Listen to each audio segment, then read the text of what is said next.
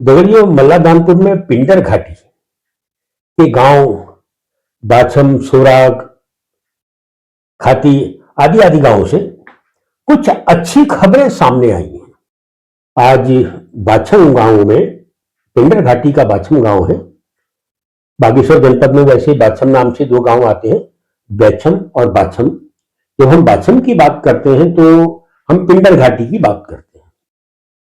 बाछम में आज एक बड़ा जुलूस था और उस जुलूस का एक ही मांग था, शराब मुक्त बाछम। बाछम और उसके आसपास शराब की कोई दुकान नहीं है, फिर शराब वहां पहुंचती कैसे है? तो लोगों ने बताया कि भराड़ी में, बागेश्वर से, सड़कों से, गाड़ियों से, वाहनों से शराब बेचने वाले गांव में शराब लेकर आते हैं और बेचते हैं। इस स्थिति से निपटने के लिए महिलाएं सामने आई हैं और उन्होंने दो टूक शब्दों में चेतावनी दे दी है कि अब यह सब नहीं चलेगा। बाछम आज हुआ है, पहले सोराग हो चुका है। सोराग के आसपास के जो गांव है, तीख, डोला, बदियाकोट, खाती, वहां धीरे धीरे धीरे धीरे ये चिंगारी फैल रही है। मांग एक ही है कि तस्करी करके जो शराब गांव में आ रही है उसका विरोध होगा, पीने वालों को, बेचने वालों को अर्थदंड दिया जाएगा और सामाजिक बहिष्कार भी होगा। यहां एक सवाल आप पूछ सकते हो और पूछा भी जाना चाहिए कि जब उस क्षेत्र में शराब की दुकान है ही नहीं तो शराब कैसे पहुंच रही है? तो उसका सीधा सा उत्तर है कि ये सरकार का और सरकार के प्रशासन का फेलियर है। लोग कहते हैं कि जो फौज की शराब है वो भी गांव में आती है, बिकती है। निश्चित रूप से फौज की जो शराब है वह भी गांव में जाती है और बहुत बड़े स्तर पर बिकती है। लेकिन वाछम की महिलाओं ने, सोराग की महिलाओं ने और उसके आसपास के जो गांव है वहां की जो महिलाओं के संगठन है, उनका प्रहार फौज की कैंटीनों से आने वाली शराब पर भी है। वो उस पर भी प्रहार कर रही हैं और निवेदन उन्होंने साफ किया है कि गांव में शराब नहीं पी जाएगी और ना पिलाई जाएगी। देखो, जब दानपुर की बात होती है तो वो सिर्फ मल्ला दानपुर नहीं है और ना ही वो बिचला दानपुर है और ना ही वो सिर्फ तल्ला दानपुर है। दानपुर का मतलब होता है तल्ला दानपुर, मल्ला दानपुर और बिचला दानपुर।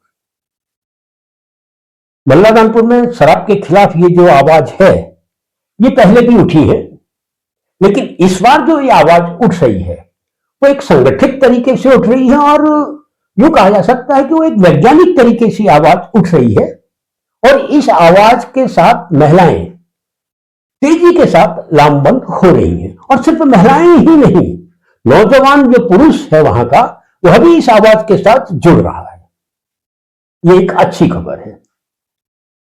शराब को लेकर सामा में एक आंदोलन चला था। कुछ अति उत्साही महिलाओं ने वहां की जिला पंचायत सदस्य के अगुवाई में शराब की दुकान में ताला लगाया था। ये अलग बात है कि ताला लगाने के कुछ घंटों के बाद वो ताला खुल गया था और विधिवत रूप से वहां शराब बिकने लगी थी। इधर 4 या 5 दिन पहले से सामा में एक बड़ा आंदोलन हुआ है। लग रहा था कि वो आंदोलन शराब के खिलाफ होगा, लेकिन जब उस आंदोलन का मांग पत्र सामने आया तो उस मांग पत्र में 10 बिंदु थे और उसमें पहला बिंदु शराब को लेकर था। लेकिन वो शराब की नीति के खिलाफ नहीं था, शराब को बंद कराने के खिलाफ नहीं था, सिर्फ और सिर्फ सामा में जो शराब की दुकान है उसको अन्यत्र स्थानांतरित किए जाने का आंदोलन था। ऐसा ही शब्द का इस्तेमाल उन्होंने किया है।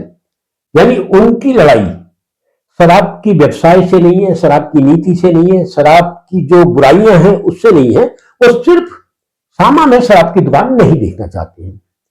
वैसे सुनने में आ रहा है कि सामा में एक वर्ग और खड़ा हो गया जो कह रहा है कि जब तक सारी अन्य सभी शराबें बंद नहीं होंगी तब तक ये सरकारी दुकान को हम बंद नहीं होने देंगे। ये तमाम चीजें चलती हैं आंदोलन में। थोड़ा सा और पीछे अगर हम जाएं तो भगत सिंह कोश्यारी जी का जो क्षेत्र है, बनने वाली जो दारू होती है जिसको देसी शराब कहते हैं, वो व्यापक स्तर पर बनाई, बेची और पी जाती थी। अभी भी बनाई, बेची और पी जाती है। लेकिन मैं बात कर रहा हूं उस दौर की जब शंकर जोशी बागेश्वर में जिलाधिकारी हुआ करते थे और गांव में उत्तम सिंह कोश्यारी फौज से आए थे और क्षेत्र पंचायत का चुनाव जीत गए थे। उत्तम सिंह कोश्यारी ने क्षेत्र पंचायत सदस्य बनने के बाद जो कच्ची दारू देश में क्षेत्र में बनती थी उसके खिलाफ लड़ाई शुरू की थी। उसी दौर में जब एक शाम मैं उत्तम सिंह कोश्यारी जी के घर में प्रवास कर रहा था, तब देखा कि उनके घर से दिखने वाले जो पहाड़ की चोटियां हैं उसमें जगह जगह धुआं उठ रहा है। स्वाभाविक रूप से मैंने कहा ये जंगल में आग कौन लगा रहे हैं, तो उन्होंने कहा ये जंगल में आग नहीं लग रही, 7-8 जगह से धुआं दिख रहा था एक स्थान से खड़े होके। तब उन्होंने बताया कि इसमें 10-12 जगह से ये धुआं आपको रात भर में दिखाई देगा, ये शाम को शुरू हो जाता है और रात देर 12-1-2 बजे तक धुआं रहता है। और ये धुआं यूं ही नहीं है, बल्कि ये सारा धुआं दारू बनाने वालों के चूल्हों का धुआं है। यानी जंगल में और पहाड़ की चोटी में जाकर शराब बनाएंगे तो पटवारी की नहीं पहुंच पाएंगे। तब वो पटवारी का क्षेत्र हुआ करता था। उत्तम सिंह कोश्यारी इस लड़ाई को लड़ रहे थे और जब भी वो बागेश्वर आते तो जिलाधिकारी को एक चिट्ठी जरूर देते।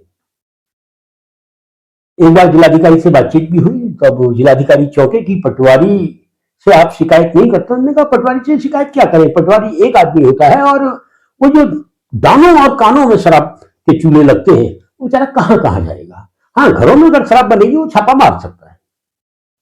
खैर उसके बाद प्रशासन थोड़ा कठोर हुआ और आज की तारीख में जो दानों कानों में शराब बनती थी वो नहीं बनती। उत्तम सिंह कोश्यारी जब इस लड़ाई को लड़ रहे थे तो मुझे मालूम है वो कहते थे कि अखबार में भी नहीं आनी चाहिए, ये मैं जनता के बीच में जनता के ही को ही साथ लेकर इस आवाज को उठा रहा हूं। सब लोग नहीं, लेकिन जितने भी लोग इस आवाज के साथ हैं, हमें उम्मीद है कि हम एक दिन जीतेंगे। उत्तम सिंह कोश्यारी सिर्फ दानों कानों में शराब बंद करवाने की बात नहीं करते थे, वो कहते थे कि जो देसी शराब है वो बहुत घातक है और उससे गांव के अंदर लड़ाई झगड़े मार कूट ही नहीं हो रहे, लोग मर भी रहे। कच्ची शराब का बहुत बड़ा कारोबार उस पूरे क्षेत्र में है और गांव गांव में नाचनी क्षेत्र से गाड़ियां आती हैं अंदर को, भनार क्षेत्र से नीचे को जाती हैं और सबको मालूम है कि गाड़ियों के माध्यम से देश के दूर प्रदेशों में बनने वाली शराबें गांव तक पहुंचती हैं और बहुत महंगी दरों पर बिकती भी हैं। और उन शराबों का स्तर कितना घटिया होता है सब जानते हैं। मैं यहां बता दूं, उत्तम सिंह कोश्यारी फौजी है तो शराब का कोटा उनके पास भी है, लेकिन बावजूद इसके वे अपने क्षेत्र में खतरनाक किस्म के पेय के रूप में स्थापित शराब को रोकना ही चाहते हैं। लेकिन उन्होंने कभी आंदोलन, दिखावा या भीड़ का सहारा नहीं लिया। उनकी व्यक्तिगत लड़ाई थी जिसमें 2, 4, 6, 8, 10 लोग उनके साथ होते थे। बगैर आप सब सुनते होंगे कि हमारे यहाँ जो चुनाव होते हैं वो चाहे ग्राम पंचायत में वार्ड मेंबर का चुनाव हो या फिर प्रधान का चुनाव हो, क्षेत्र पंचायत का चुनाव हो, जिला पंचायत का चुनाव हो, विधानसभा का चुनाव हो, लोकसभा का चुनाव हो, उसके केंद्र में दारू आ ही जाती है। ये आरोप हम पर है। और जहां तक मैं चुनाव के बहुत नजदीक से गुजरता हूं, एक पत्रकार होने के नाते भी और समाज से जुड़ी गतिविधियों में से जुड़े रहने के नाते भी, तो मैं जानता हूं चुनाव में शराब आती है।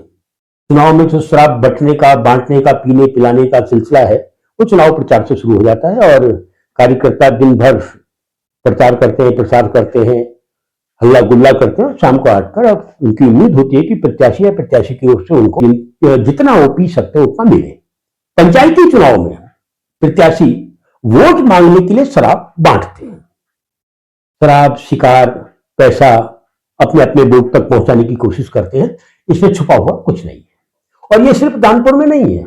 इतने के लिए सिर्फ दानपुर को ही बदनाम न किया जाए, संपूर्ण में यह है स्थिति है और यह स्थिति अगर संपूर्ण देश में है तो इसके लिए जिम्मेदार राष्ट्रीय राजनीतिक दल है या सरकारें हैं। इधर मल्ला दानपुर में शराब के खिलाफ जो आवाज उठी है वो महिला संगठनों के नाम से, उसमें महिलाएं संगठित हुई हैं। संगठित होने के बाद बहुत बड़े और खूबसूरत और टेक्निकल नाम नहीं दिए हैं संगठनों के, महिला संगठन सुराग, महिला संगठन बाछम, महिला संगठन बदियाकोट, महिला संगठन खाती द्वाली आदि आदि आदि जो नाम बनते हैं। तो सामा में जो आंदोलन चल रहा है उसमें अभी तक जो बैनर सामने आए उनका कोई संगठन नहीं है, उसमें कोशिश की गई है कि एक व्यक्ति के रूप में उस आंदोलन को खड़ा किया जाए, और उसमें भी शराब की जो लड़ाई शुरू हुई थी दुकान को हटाने के लिए, ताला लगाने से, वो अब गौण होती हुई दिखाई दे रही है। कि जो 10, 12, 14 मुद्दे हैं बिजली, पानी, सड़क, शिक्षा, चिकित्सा के, वो हम सब जानते हैं कि वो मुद्दे गांव में हैं, और अक्सर लोग पहले तो चुनाव, पंचायत चुनाव से पहले लोग इन सबको उठाते हैं ताकि चुनाव में जाके कह सकें देखो हम मुद्दे को उठा रहे हैं।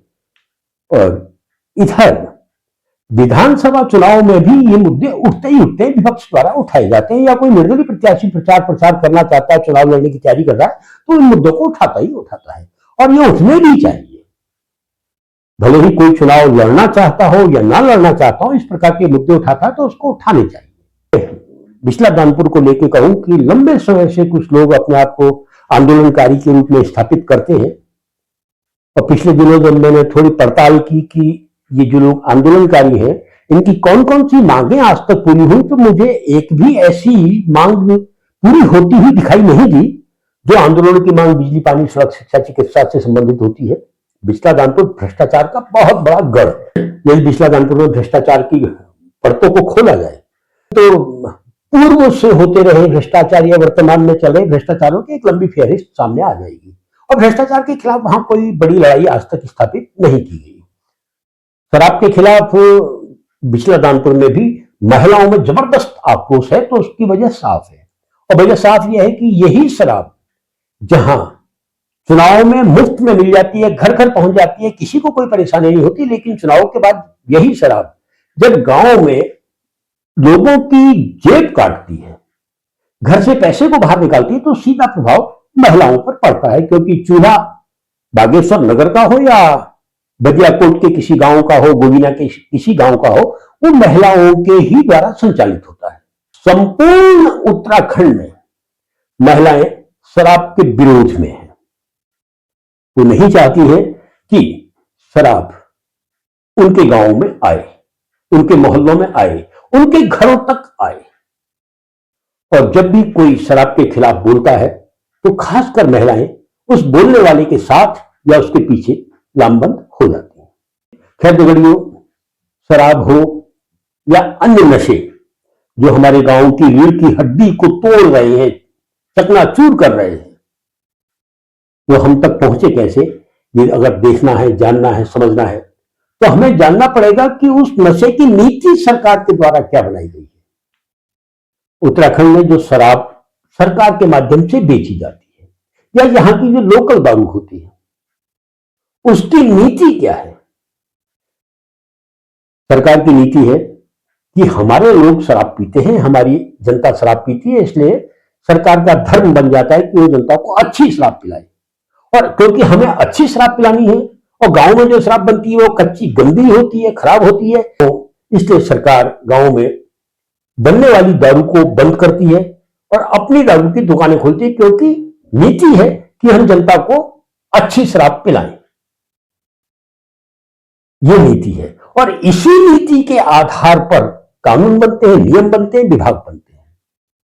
यदि वास्तव में गांव के लोग, नगरों के लोग, पहाड़ के लोग शराब के खिलाफ लड़ना चाहते हैं, तो सबसे पहले शराब की नीति को बदलना होगा। जिस दिन हम लोग शराब की नीति बदलवाने में कामयाब हो जाएंगे, निश्चित जानो शराब जैसी खतरनाक बीमारी जिसने हमारी अर्थव्यवस्था को चकनाचूर करके रखा है, स्वतः समाप्त हो जाएगी।